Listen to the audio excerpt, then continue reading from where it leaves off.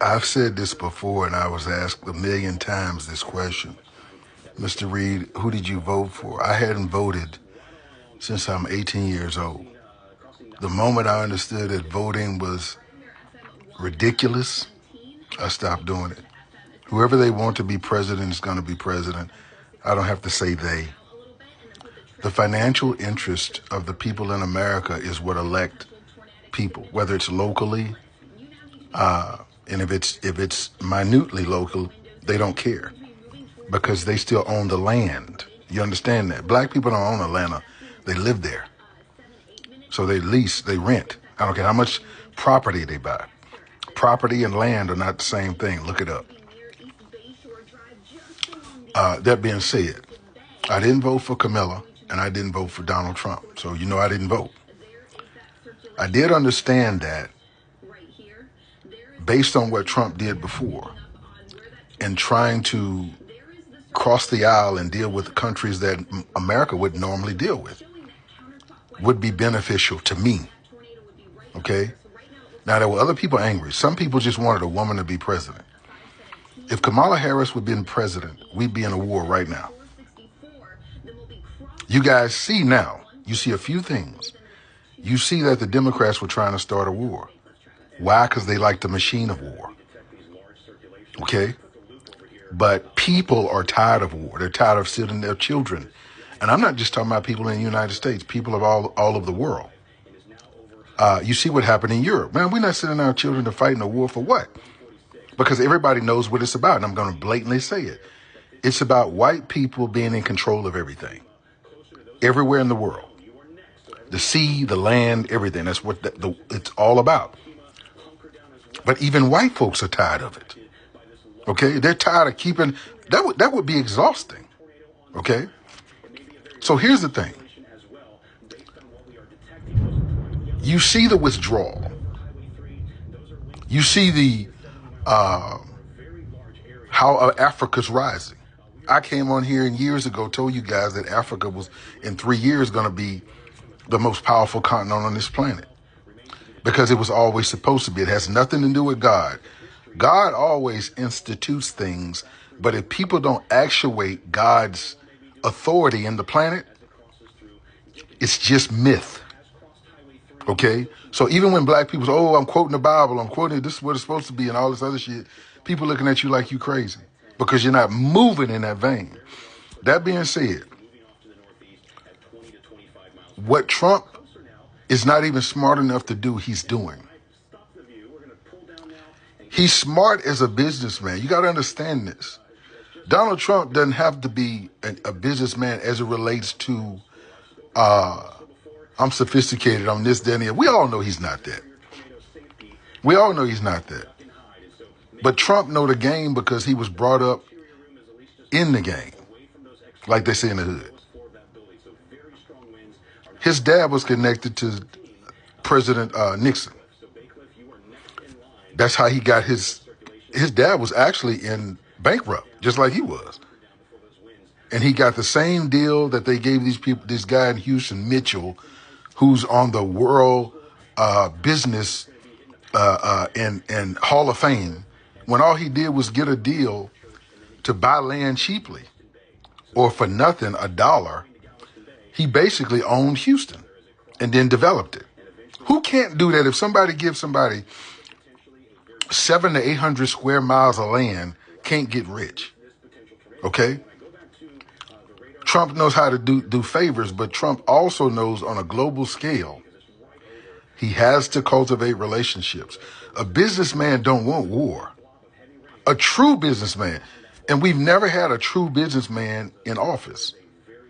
Now, why am I saying all this? Do I like Trump? No, because I don't like all that. I don't even understand the black against white concept. That's an old Nixon ploy that Goldwater used to apply. Okay? So as a black man, I don't like this shit. But the way you take advantage of a dummy is that you identify the positive aspects and move forward in it. You wouldn't have had any benefits under Kamala at all. The only philosophy she has is to listen to corporate America. And corporate America will wring America out. We need our global partners, and we need them to be partners. What is a partnership? I'm going to break down what a partnership on any level is.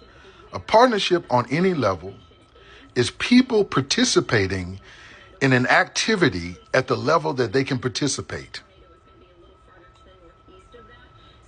Do you understand? On any level, that's what a strategic partnership is. Africa can participate more than anybody else. If the basis of our participation is what we have, then nobody can compete like Africa. Thirdly, you have places like who have great labor forces like China. China has everything. They have a great labor force. They have a sophisticated labor force. They have a youthful labor force. And then they have a great military.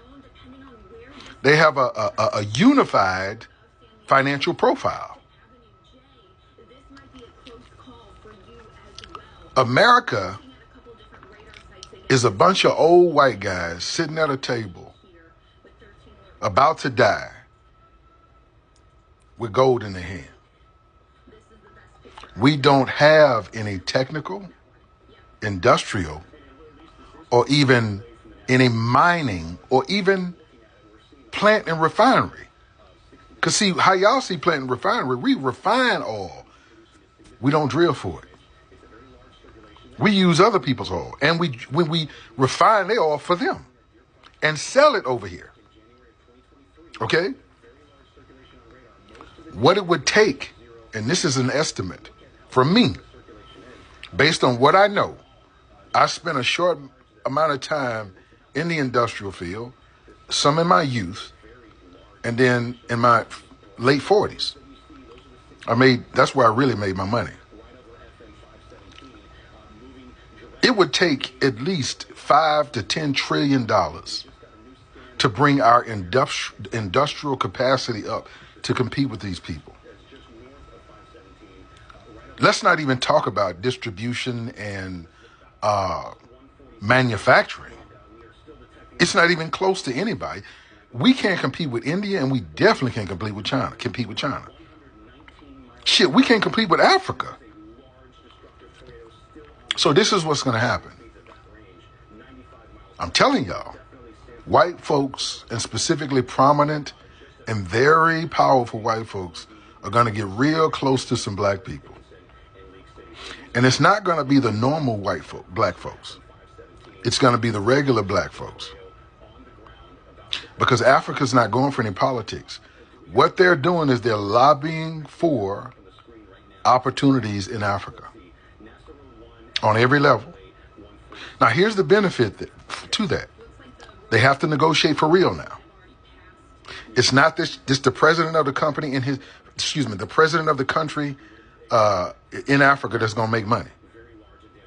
It's going to be locals, just like in China, that came up out of nowhere. Remember, China is a communist country, but you got people becoming billionaires that ain't associated with politics. Like the owner of, Talaba or whatever it is. I order anything from them, but you know what I mean. The guy who, blew up over there. Ma. Okay? He wasn't in the army. He wasn't any of that. Okay? Shit, my investor is from China. He was in the military, though, and he was connected to politics. But anyway, I need you guys to get prepared. I need you not only my REIT, I need you guys to start investing in things that hold money first and then are able to generate money. Okay, it's time for black people to start building banks. There are no more excuses. You got more black coaches, we got to start where our financial strength bases are. And then from there, invest in engineering firms, construction firms, start venture capital companies, start REITs like we're doing. Prepare yourself. And then we're going to invest in Africa as well. They're going to need us. They're not going to admit it, but they're going to need us. There's a reason they come over here. So have a positive perspective and get prepared.